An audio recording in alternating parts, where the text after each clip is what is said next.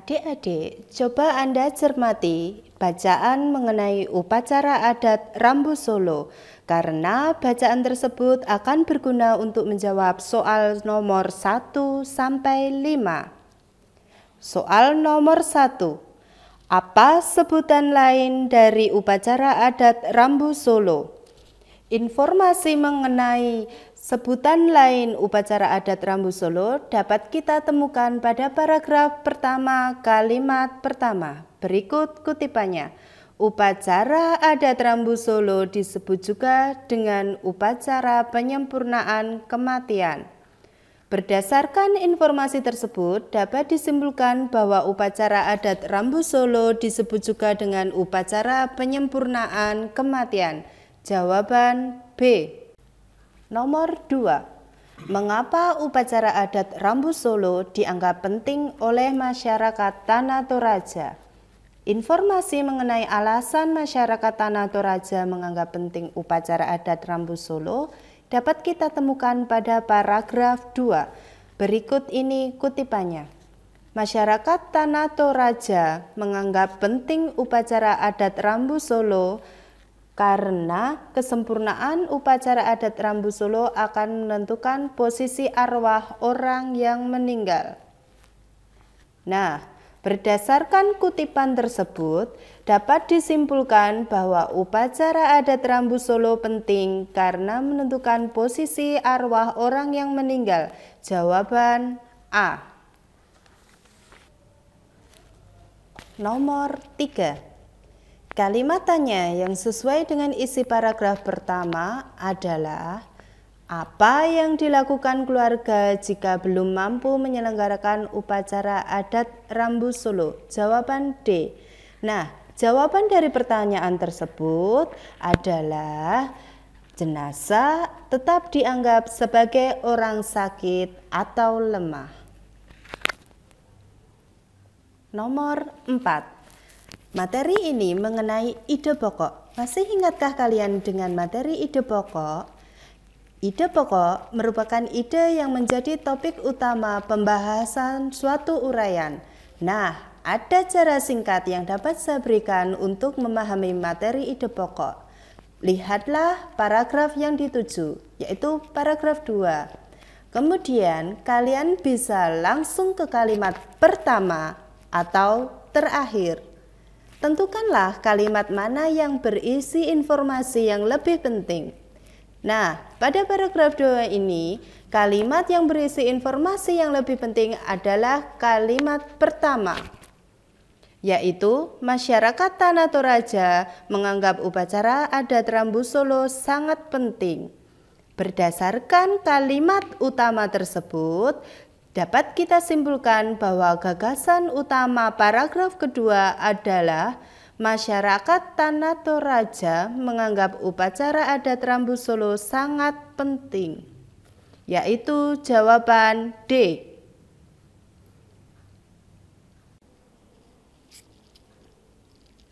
Soal nomor 5. Kalimat yang sesuai dengan isi paragraf ketiga adalah. Sekarang kita cermati teks yang tersedia. Seharusnya paragraf ketiga itu dimulai dari kemeriahan upacara adat Rambu Solo ditentukan oleh status sosial keluarga yang ditinggalkan. Makin banyak kerbau yang disembelih, makin tinggi status sosial keluarga tersebut.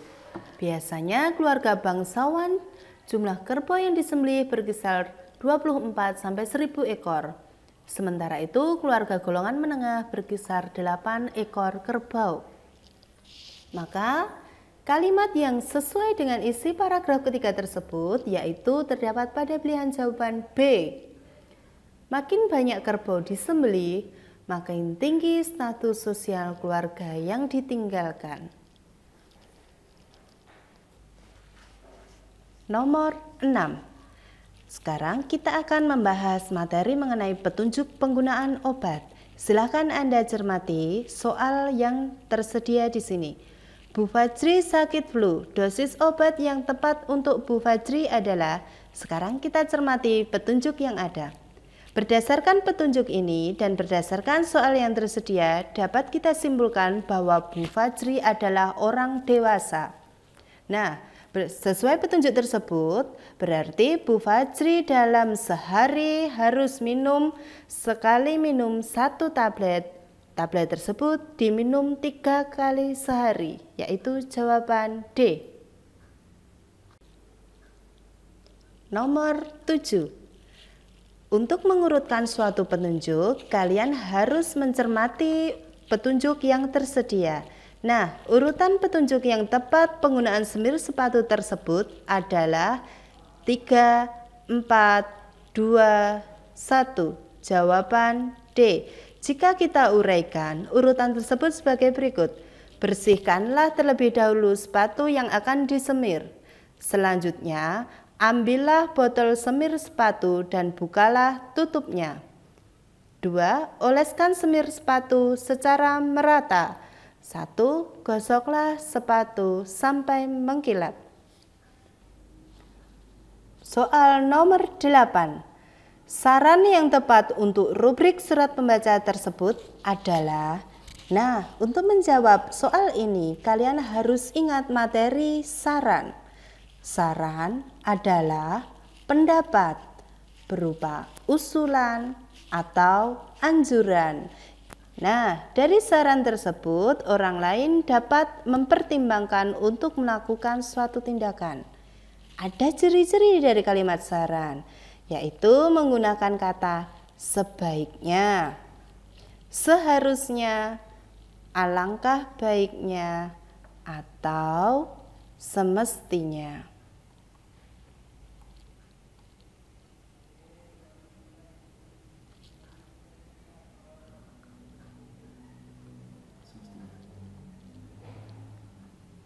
Dari ciri-ciri ini, kita bisa mengidentifikasi permasalahan yang terdapat dalam rubrik surat pembaca.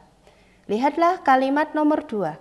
Sayangnya, wisatawan sering mengeluhkan terjadinya kehilangan di tempat tersebut.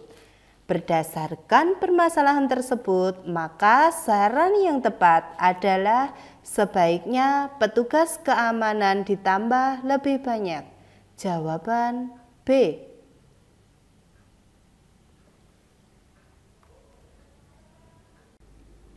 Nomor 9. Pada materi ini kalian akan menganalisis isi dari sebuah pengumuman. Masih ingatkah kalian dengan pengumuman? Pengumuman adalah suatu hal yang diberitahukan. Atau bisa kita simpulkan bahwa pengumuman adalah pemberitahuan. Sekarang kita lihat kutipan pengumuman yang tersedia. Dalam rangka peringatan Bulan Bahasa Nasional yang diberi nama Olimpiade Sastra Indonesia, SD Mekarsari pada tanggal 24, 25, dan 26 Oktober akan mengadakan berbagai jenis perlombaan. Nah, satu lagi kata kunci di sini yaitu kalimat terakhir. Semua jenis lomba tersebut diikuti oleh setiap siswa. Berdasarkan kata kunci tersebut, dapat kita simpulkan bahwa isi cuplikan pengumuman yang tepat adalah A. Berbagai lomba diikuti siswa SD Mekarsari dalam rangka Bulan Bahasa. Adapun jawaban B itu salah. Karena lomba tersebut pada jawaban B diikuti oleh antar kelas SD Mekarsari. Padahal di teks pengumuman lomba diikuti oleh setiap siswa. Nah, adik-adik, pada materi ini kita akan mempelajari tentang drama. Untuk itu, kalian harus mencermati teks drama ini karena berguna untuk menjawab 3 nomor, yaitu nomor 10, 11, dan 12. Nomor 10. Tokoh utama dalam kutipan drama di atas adalah, untuk mengetahui tokoh, kalian harus tahu pembagian tokoh.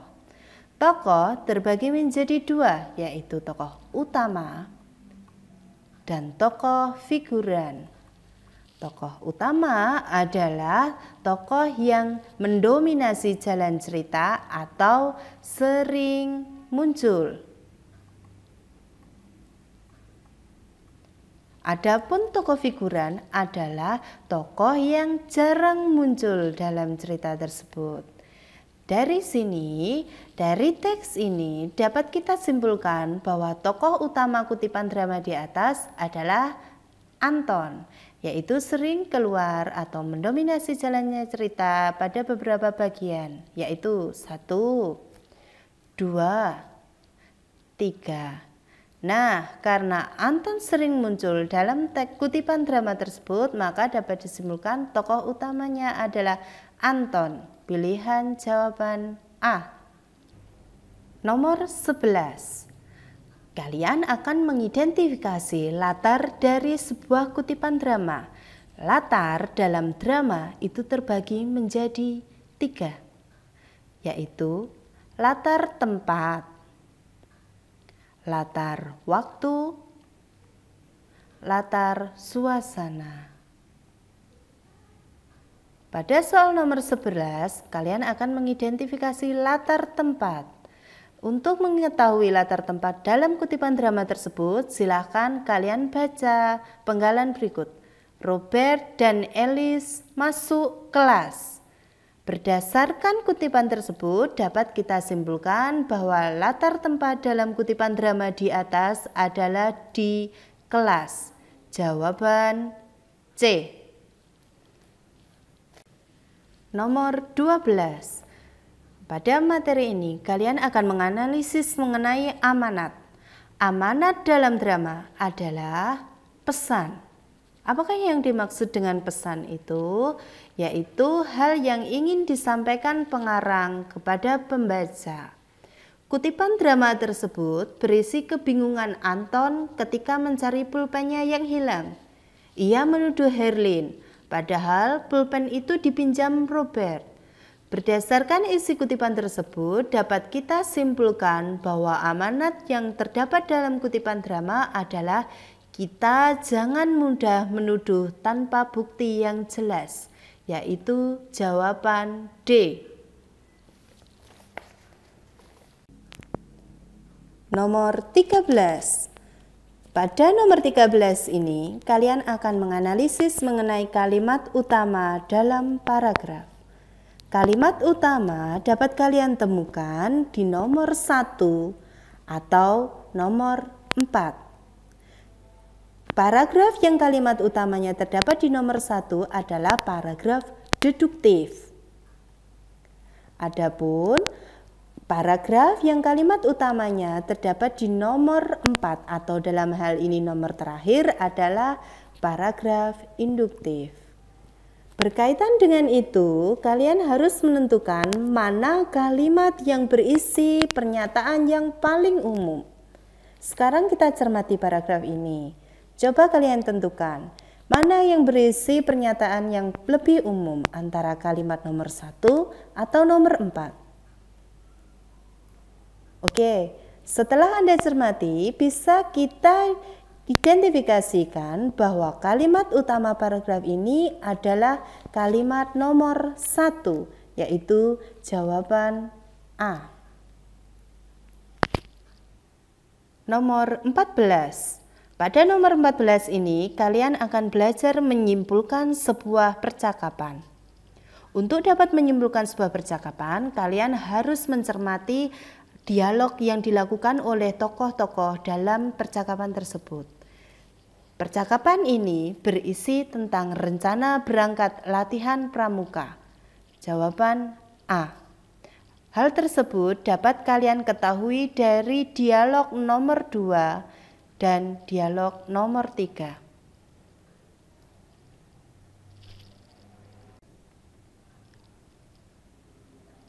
Teks berikut untuk menjawab soal nomor 15 sampai 17. Soal nomor 15. Pernyataan yang sesuai dengan isi paragraf di atas. Setelah kalian membaca teks tersebut, dapat kalian ketahui bahwa isi teks itu adalah hal yang mendasari sikap Sultan Hasanuddin ingin mengusir Belanda. Berdasarkan hal itu, maka pernyataan yang sesuai adalah jawaban A. Sultan Hasanuddin ingin mengusir Belanda karena sikap Belanda mengecewakan seluruh rakyat Makassar.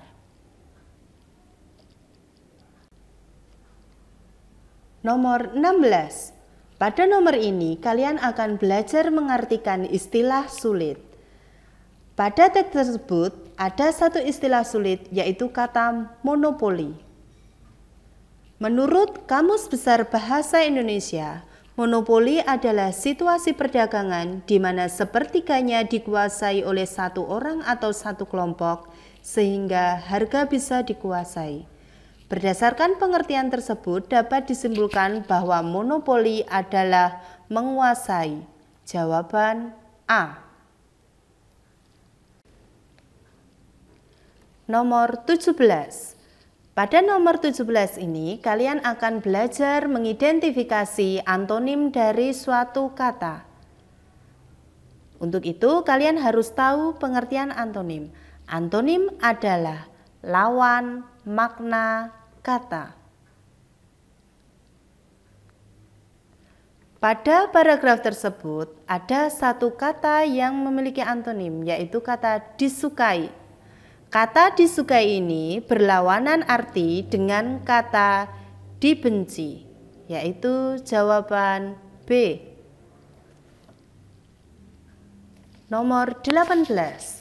Pada nomor 18 ini, kalian akan mencari peribahasa yang sesuai dengan ilustrasi soal. Untuk itu, kalian harus mengetahui arti dari peribahasa.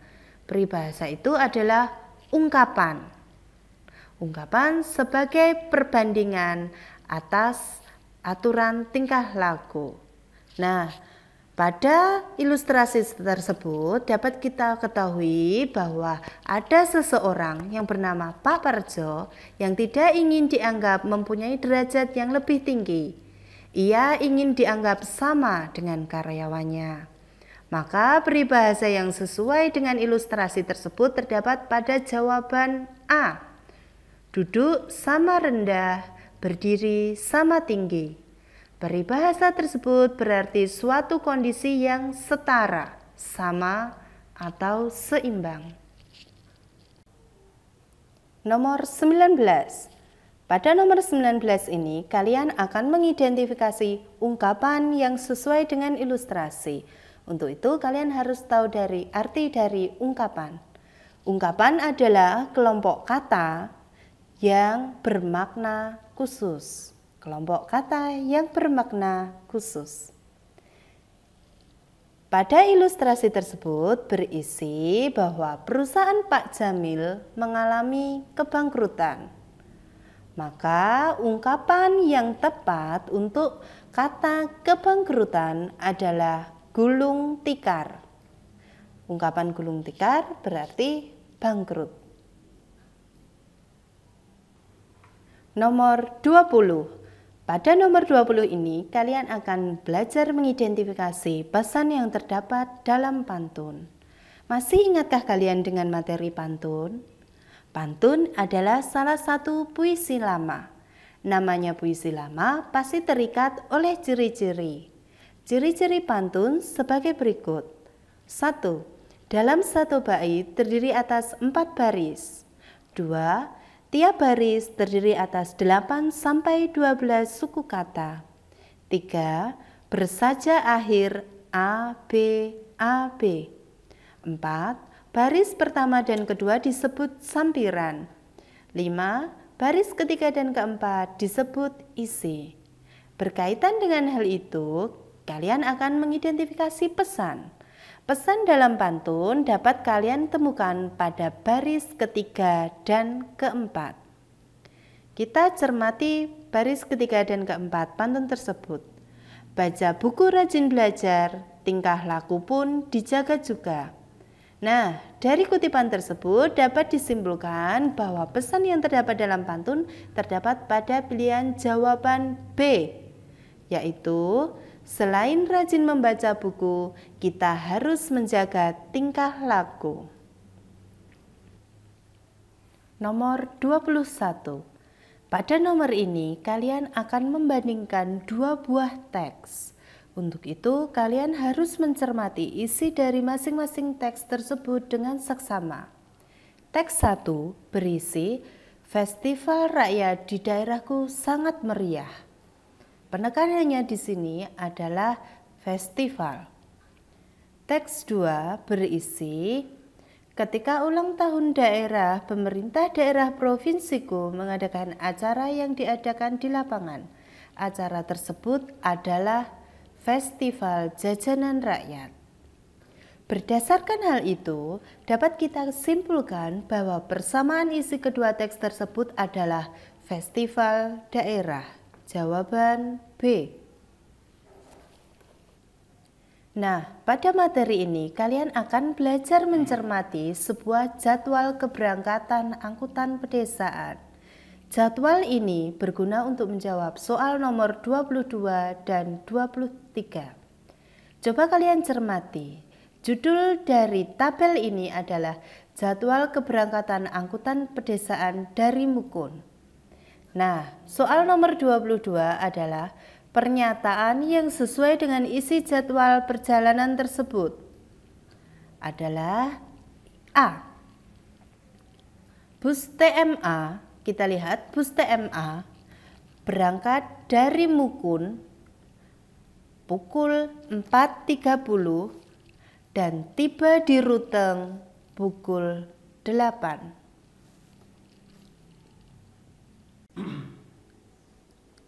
Nomor 23. Pada nomor ini kalian akan mengidentifikasi isi dari sebuah jadwal, yaitu bus yang tiba di Ruteng pada pukul 8.30. Untuk itu kita cermati kolom tujuan dan kolom tiba. Kita cermati tujuan Ruteng dan tiba pukul 8.30. Berdasarkan hal itu, bisa kita simpulkan bahwa bus yang tiba di Ruteng pada pukul 8.30 adalah bus safari, yaitu jawaban D. Nomor 24. Adik-adik, pada materi ini kalian akan belajar mengidentifikasi isi yang terkandung dalam puisi. Masih ingatkah kalian dengan puisi? Puisi adalah karya sastra yang menggunakan bahasa yang terikat oleh aturan tertentu. Maka tidak heran jika bahasa puisi itu lebih singkat, lebih bermakna. Sekarang kita cermati puisi pada soal nomor ini. Puisi tersebut berisi seekor kelinci yang dapat menghibur dengan tingkah lucunya. Hal tersebut dapat kita ketahui dari larik-larik berikut. Kau dapat menghiburku dengan gaya lincahmu, dengan gaya larimu. Kau lucu sekali. Oh, kelinciku manis. Berdasarkan hal tersebut dapat kita simpulkan bahwa isi puisi yang tepat adalah seekor kelinci dapat menghibur dengan tingkah lucunya. Jawaban A. Nomor 25. Pada nomor 25 ini kalian akan belajar menyimpulkan isi cerita. Simpulan adalah hal yang umum dalam sebuah teks. Penekanan di sini pada kata umum. Sekarang kita cermati teks yang tersedia. Kutipan cerita tersebut menceritakan tokoh Suhardi yang memanfaatkan kekayaan orang tuanya untuk membantu teman-temannya yang mengalami kekurangan. Berdasarkan hal tersebut dapat disimpulkan bahwa Suhardi berjiwa mulia. Jawaban B. Untuk menjawab soal nomor 26 dan 27 ini, kalian harus mencermati sebuah laporan. Nomor 26. Isi laporan pengamatan di atas adalah. Nah, untuk itu coba kalian cermati judul laporan. laporan hasil pengamatan pertumbuhan biji kacang hijau. Kemudian kalian juga bisa mencermati waktu pengamatan, yaitu tanggal 3 sampai dengan 17 Februari 2014. Berdasarkan hal itu, isi laporan pengamatan di atas yang tepat adalah B. Pertumbuhan biji kacang hijau selama 14 hari. Nomor 27. Pada nomor ini, kalian akan belajar memperbaiki struktur kalimat yang salah. Perlu kalian ketahui, kalimat yang baik adalah kalimat yang jelas. Apakah maksudnya? Jelas di sini adalah bisa dipahami oleh orang lain dengan baik. Untuk itu, suatu kalimat harus punya subjek dan predikat yang jelas. Sekarang kita cermati kalimat nomor 3. Pada hari ke-10, akhirnya Tunas mampu 14 cm. Kalimat ketiga ini tidak baik karena tidak mempunyai predikat yang jelas. Maka perbaikan kalimat nomor 3 pada laporan di atas yang tepat adalah terdapat pada jawaban D. Pada hari ke-10, tinggi Tunas mencapai 14 cm. Nomor 28. Pada nomor 28 ini Anda akan menganalisis topik sebuah percakapan. Topik adalah hal yang menjadi inti dari sebuah percakapan. Percakapan tersebut adalah berisi mengenai ajakan menjenguk teman yang sakit. Jawaban B. Hal tersebut dapat kita simpulkan dari kutipan ini. Andi, Wo, apakah kamu mau ikut menjenguk Agus? Loh, memangnya Agus sakit apa? Kemudian Bowo menyetujui ajakan tersebut. Oh begitu, ya aku mau ikut. Berdasarkan hal tersebut, topik percakapan yang tepat, saya ulangi lagi, adalah menjenguk teman yang sakit. Jawaban B. Nomor 29. Pada nomor 29 ini, kalian akan menentukan ringkasan dari sebuah paragraf. Ringkasan haruslah singkat. Nah, isi dari teks tersebut jika kita ringkas maka menjadi nelayan tidak dapat mencari ikan di laut, yaitu jawaban D. Nomor 30. Pada nomor ini kalian akan menentukan tema dari paragraf. Apakah tema itu? Tema adalah pokok pikiran. Dari pokok pikiran atau dari tema ini, sebuah teks dapat berkembang. Sekarang kita cermati teks yang tersedia. Teks tersebut berisi nelayan di pantai Namosain menghidupi keluarganya dengan cara mencari ikan di laut. Berdasarkan isi tersebut, dapat kita simpulkan bahwa tema yang tepat adalah mata pencaharian. Jawaban B. Nomor 31. Pada nomor ini, kalian akan belajar menentukan pesan yang terkandung dalam sebuah paragraf. Masih ingatkah kalian dengan pesan? Pesan adalah hal yang ingin disampaikan oleh seorang penulis. Sekarang kita cermati isi dari paragraf ini. Paragraf ini berisi nelayan di pantai Namosain menghidupi keluarganya dengan cara mencari ikan di laut. Bayangkan, jika semua orang membuang sampah di laut, laut akan dipenuhi sampah dan akhirnya menjadi kotor dan tercemar. Berdasarkan kutipan tersebut, dapat kita simpulkan bahwa pesan yang terkandung dalam paragraf di atas adalah kita tidak boleh membuang sampah di laut. Jawaban A. Kali ini disajikan sebuah puisi yang akan berguna untuk menjawab soal nomor 32 dan 33. Untuk itu cermati dengan baik. Nomor 32. Pernyataan yang sesuai dengan isi puisi di atas adalah, sekarang kita cermati isi puisi ini. Puisi ini berisi tentang perjuangan seorang guru dalam membagikan ilmu kepada anak didiknya. Berdasarkan hal itu, pernyataan yang sesuai adalah A. Ilmu yang diberikan guru berguna bagi anak didiknya. Hal itu sesuai dengan kutipan berikut. Guru tercinta, kau tebarkan ilmu yang bermanfaat. Nomor 33. Pada nomor 33 ini, kalian akan belajar menentukan makna kata dalam puisi. Pada puisi tersebut terdapat kata akhirat. Menurut KBBI atau Kamus Besar Bahasa Indonesia, akhirat adalah alam tempat manusia setelah mati. Maka dapat kita simpulkan bahwa akhirat adalah alam setelah kehidupan di dunia. Jawaban C. Nomor 34.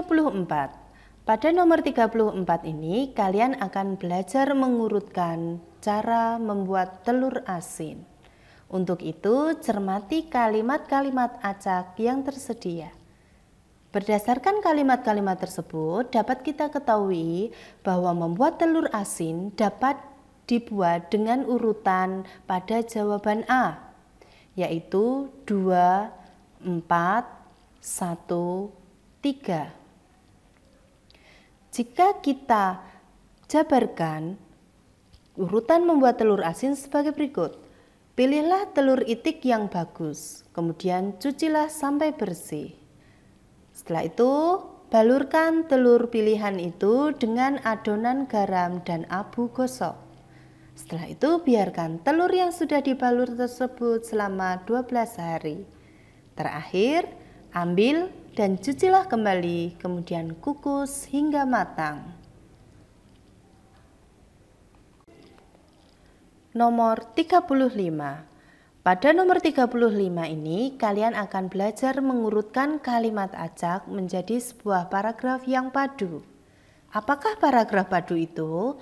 Paragraf padu adalah paragraf yang mempunyai kesinambungan, jadi dapat dipahami dengan baik. Sekarang kita perhatikan kalimat yang tersedia. Dari kalimat-kalimat tersebut akan menjadi paragraf yang padu bila disusun dengan urutan 2, 4, 1,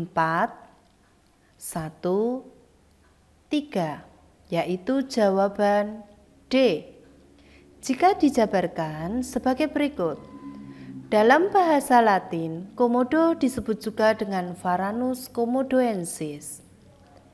Reptil pemakan daging ini dikenal buas dan ganas. Mendengar ceritanya saja sudah membuatku bergidik. Komodo dapat mencium mangsanya dari jarak yang sangat jauh. Nomor 36. Pada nomor ini, kalian akan belajar menggabungkan dua buah kalimat agar menjadi sebuah kalimat yang baik.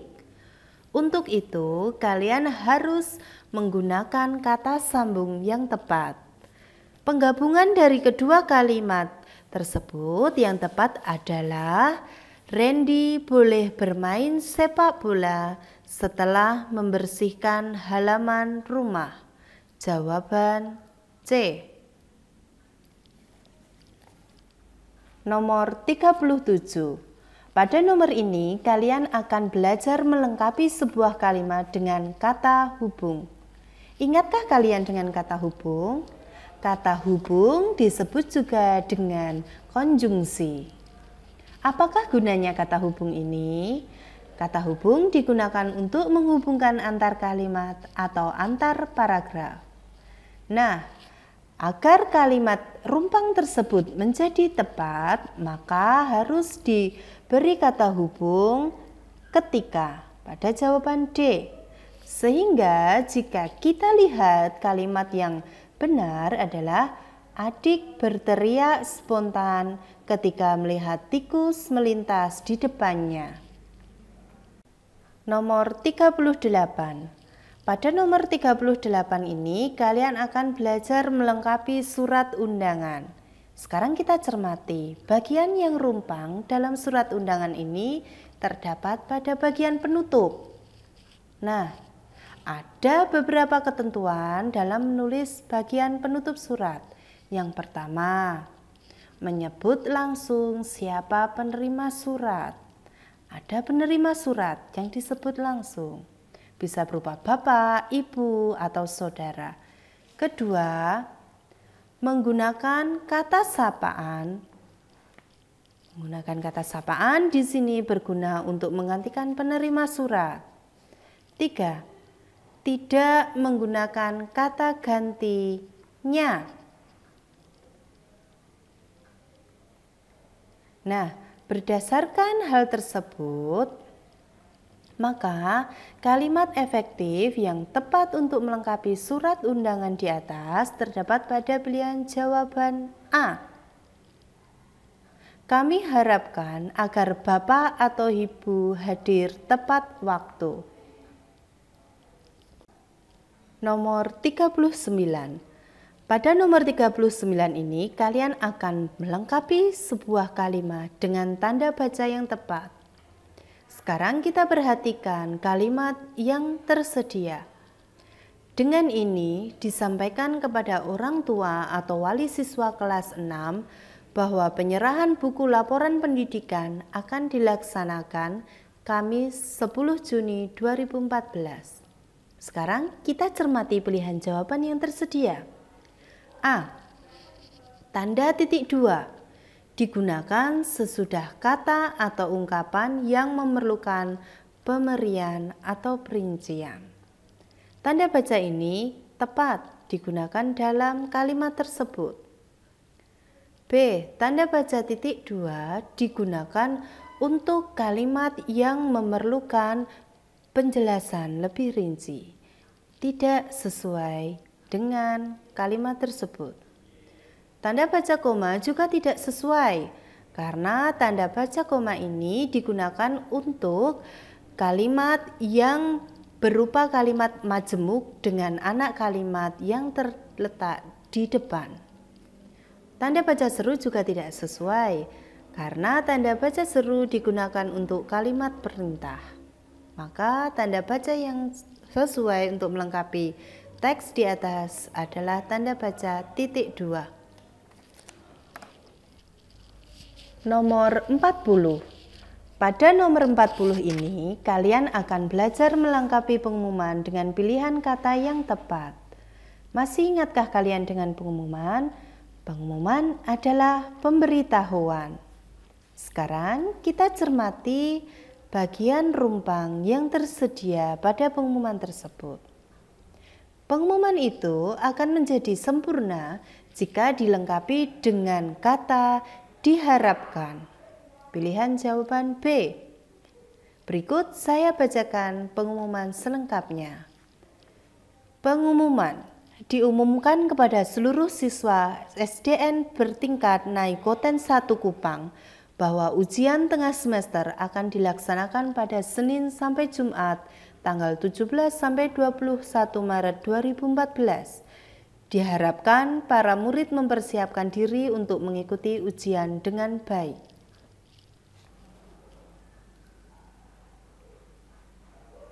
Nomor 41.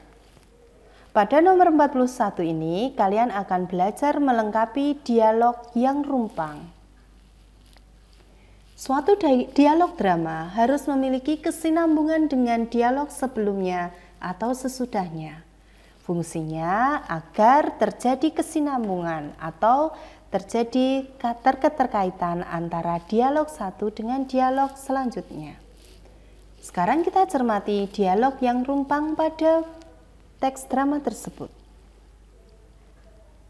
Teks drama ini akan tepat jika dilengkapi dengan dialog pada jawaban B.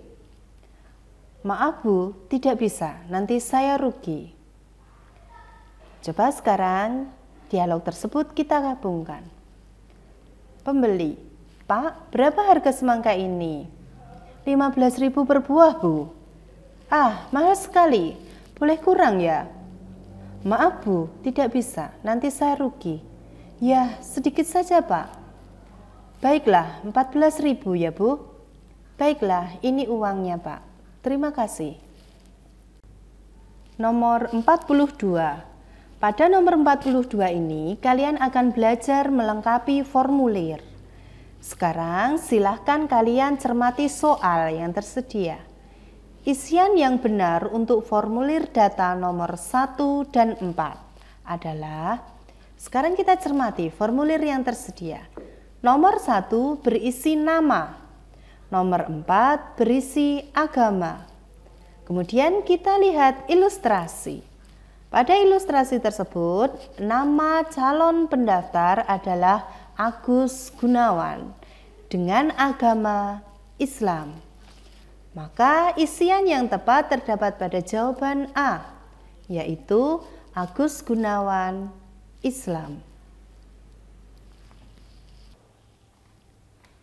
Untuk menjawab soal nomor 43 dan 44, kalian harus mencermati teks pidato berikut. Nomor 43. Kalimat ajakan yang tepat untuk melengkapi teks pidato di atas. Sekarang, ingatkah kalian dengan ajakan? Ada kata kunci dari ajakan, yaitu menggunakan kata ayo. Bisa juga menggunakan kata mari. Nah, sekarang kita cermati bagian rumpang dari pidato ini. Teks pidato tersebut berisi uraian mengenai ajakan berusaha dan berdoa untuk memenangkan lomba. Maka kalimat ajakan yang tepat terdapat pada pilihan jawaban D, yaitu marilah kita berdoa dan belajar dengan sungguh agar dapat menjawab pertanyaan dalam lomba cerdas cermat tersebut. Nomor 44. Pada nomor 44 ini, kalian akan belajar memperbaiki penulisan kalimat agar efektif. Kalimat efektif adalah kalimat yang tepat. Maksudnya apa? Kalimat efektif harus singkat, tidak berlebihan, dan tidak menimbulkan penafsiran ganda. Kita cermati kalimat yang dicetak miring pada teks pidato tersebut. Anak-anakku, Ibu harap kalian dapat menjawab soal-soal dalam lomba tersebut dan dapat meraih juara. Kalimat yang dicetak miring itu kurang efektif. Kalimat efektif yang tepat terdapat pada jawaban A, yaitu anak-anakku, Ibu berharap kalian dapat menjawab soal-soal dalam lomba tersebut dan dapat meraih juara. Nomor 45. Pada nomor 45 ini, kalian akan belajar memperbaiki kata yang salah dalam surat. Sekarang kita cermati kata yang salah dalam surat tersebut. Demikian undangan kami, atas perhatian kamu diucapkan terima kasih. Kata kamu dalam surat tersebut tidak tepat penggunaannya. Mengapa tidak tepat? Sekarang kita lihat alamat surat. Yang terhormat Bapak atau Ibu orang tua siswa kelas 6. Maka perbaikan kata kamu dalam surat undangan tersebut yang tepat terdapat dalam jawaban D. Bapak atau Ibu orang tua siswa kelas 6. Nomor 46. Pada nomor 46 ini kalian akan belajar menyunting ejaan. Salah satu ejaan adalah penggunaan huruf kapital. Sekarang kita cermati kalimat yang dicetak miring dalam laporan tersebut. Pada acara pembukaan O2SN tingkat Kabupaten Alor di Kecamatan Alor Barat Laut tahun 2013. Kalimat yang dicetak miring tersebut kurang tepat penggunaan huruf kapital pada kata kecamatan. Kata kecamatan tersebut seharusnya ditulis dengan huruf awal kapital, Maka perbaikan yang tepat terdapat pada jawaban A.